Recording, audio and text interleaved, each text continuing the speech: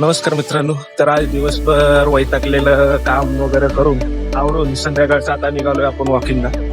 बघू वॉकिंगला जाताना आता मध्ये मध्ये काय काय होतं आणि काय काय घडतं ते पुढे आपल्याला दाखवतोच. चालत चालत पुढं आलो आणि झाली चहाची तलब.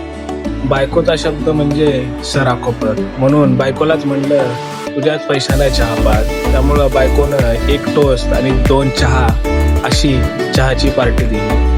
गरमागरम चहा पिऊन आम्ही पुढं वॉकिंगला निघालो.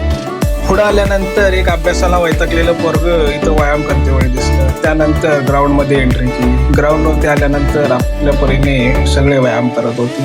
हे 2 आजोबा आपल्या जवानीतील जय आणि वीरूच्या गोष्टींवरती काहीतरी घोर डिस्कशन करत पुढे चालले होते. पुढं आल्यानंतर भर दिवसा वाळू चोरणारे 2 छोटे वाळू माफिया दिसले. अखंड वाळूचा साठा यांच्याकडेच होता, त्यामुळं दोघं मोठ्या प्रमाणात वाळूचा उपसा करत होते. भाऊंना रामराम करून पुढे निघालो. आकाशातले पक्षी आपापल्या घरी चालले होते. तोवरच काही लोकांचा घोळका दिसला. या भाऊंचं काहीतरी सिरियस डिस्कशन चालू असावं. 31 डिसेंबरचा प्लॅनच असावा.